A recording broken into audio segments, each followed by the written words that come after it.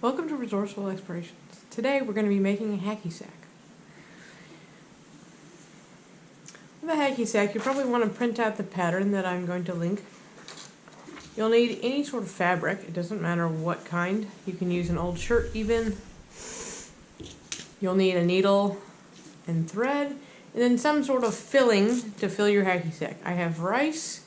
You could use sand, beans, all kinds of different stuff. So let's get started. First, I'm going to cut out my pattern. Please note there's two lines. There's the dotted line and the solid line.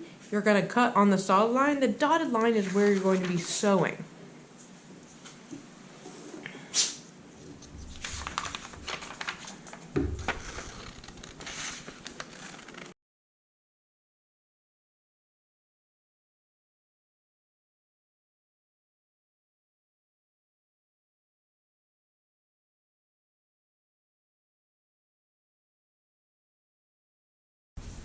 Okay, now I have my pattern, but we're going to actually cut out two of these, and they're going to fit together.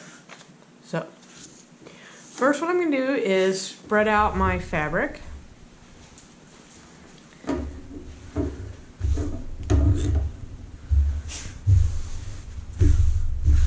Make sure you're just one layer thick.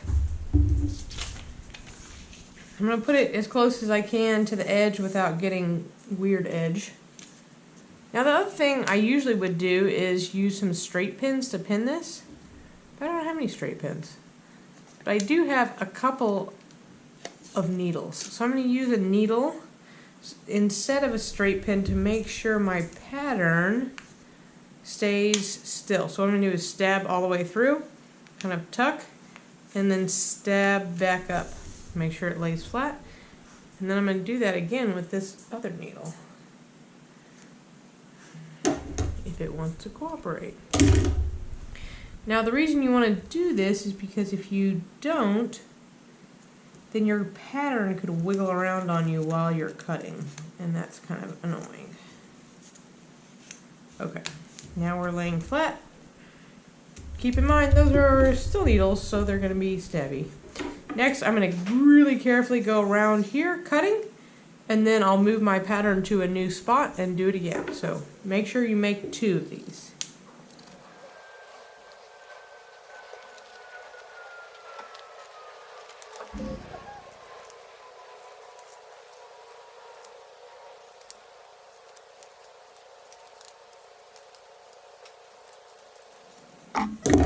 Okay, boom, one done. Now for the next one. Pull my pins.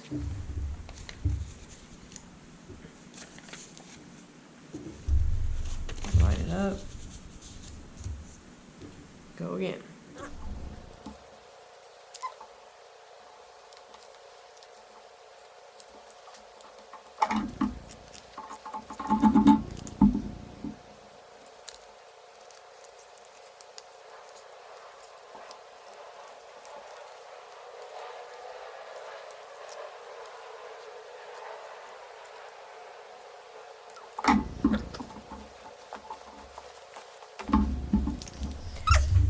Okay team, we have both of our patterns cut out, and now it's time to talk about the layout. When we're sewing this, we're going to sew the pretty side to the pretty side, if your fabric has a side to it, because we're going to be working this inside out, okay? The other interesting thing about this pattern is it kind of fits like this perpendicular, okay? So this piece is going to connect here, this to here, this point to here, and then this backside to here. It'll make more sense once we start sewing, but just so you know, that's kind of how it's going to work out. So we're going to sew all the way around until we have about a 1-inch gap. Then we're going to flip it right side out, fill it up, and then sew up the little remaining gap. Okay? So let's get our needle and thread ready, and then we will start sewing. Okay. So let's talk basic threading the needle, tying knots, okay? So what we're going to do is we're going to double our yarn length, and I hate running out of yarn. So I usually do like a full arm span, and then I'll cut it off. Make sure you cut it off really square, because if you kind of have a ragged end, it makes threading the needle really a pain, okay?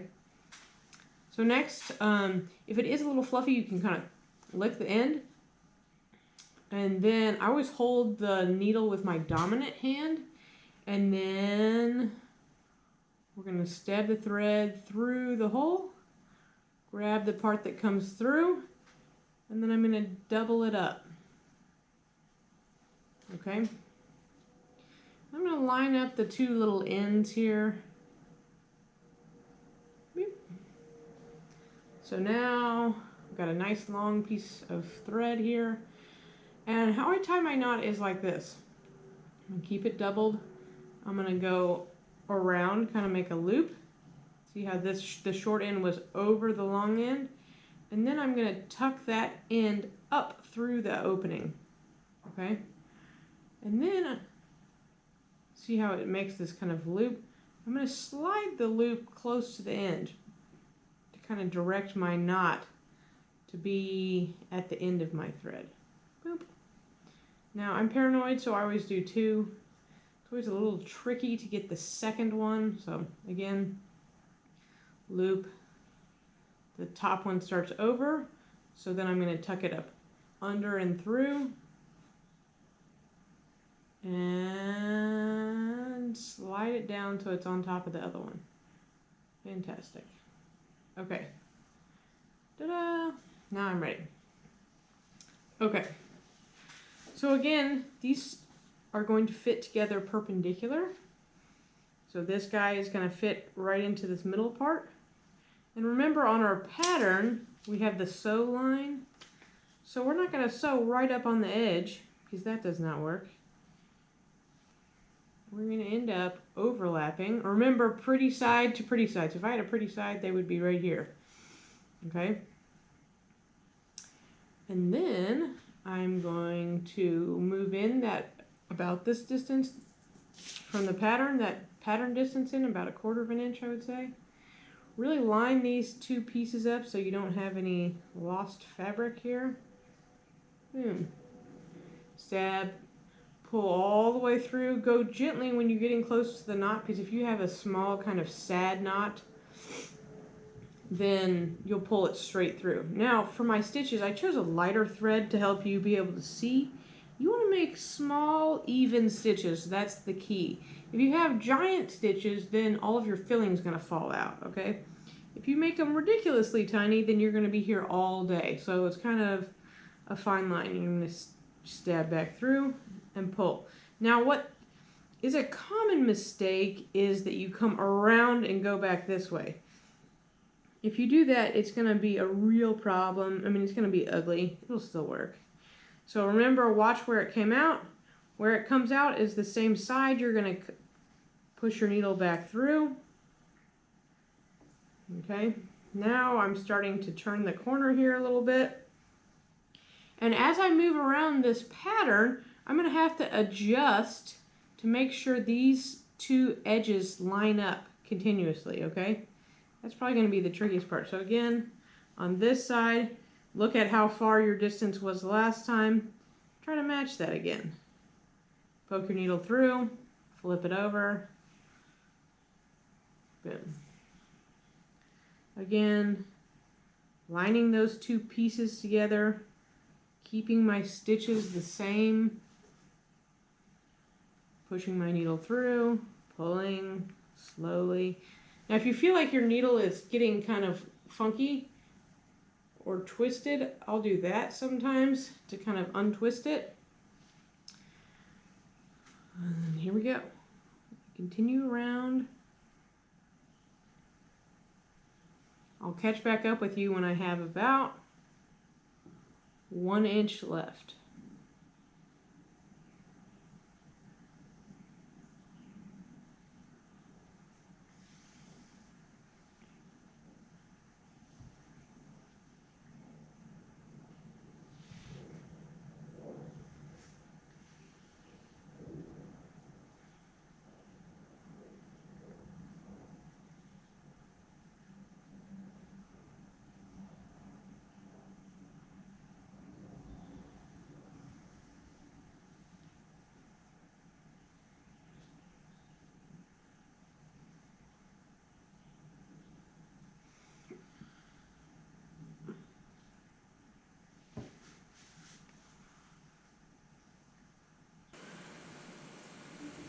Okay, team, I have all but about an inch done.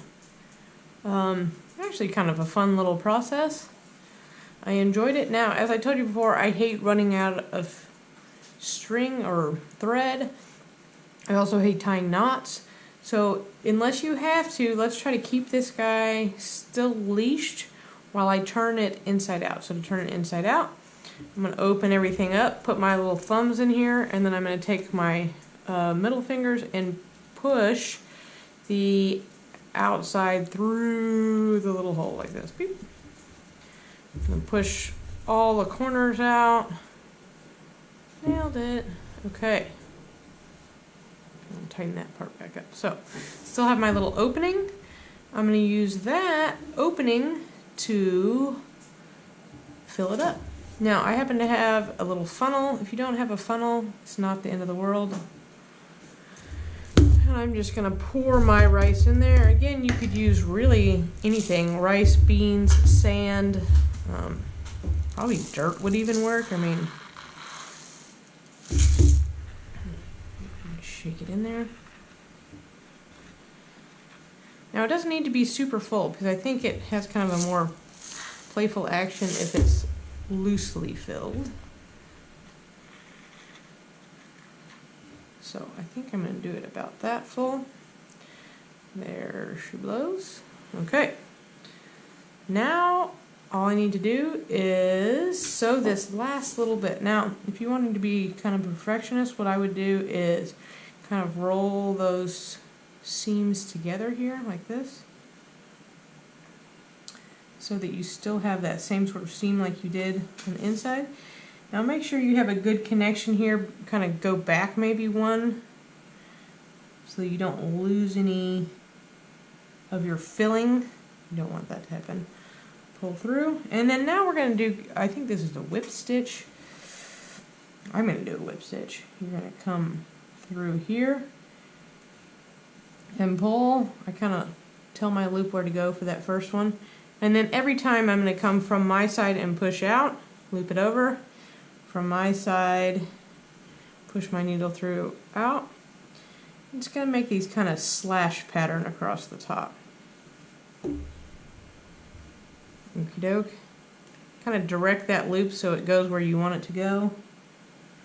Now the other thing you might want to consider is if you don't want your sewing to show up, you might want to choose a thread that matches your fabric better than mine does. I chose a bright one like this to help you all see it for the video. But it's really up to you. It's also up to what you have at your house. So I'm going to whip stitch all the way along this. And again, I'm going to overlap a little bit on the other side just to make sure I don't lose any filling. I don't want filling spilling all over my house. That does not sound fun. Or my backyard if I go play with this outside. Keep your stitches close together. If you can, make them even. If you can't, it's not the end of the world.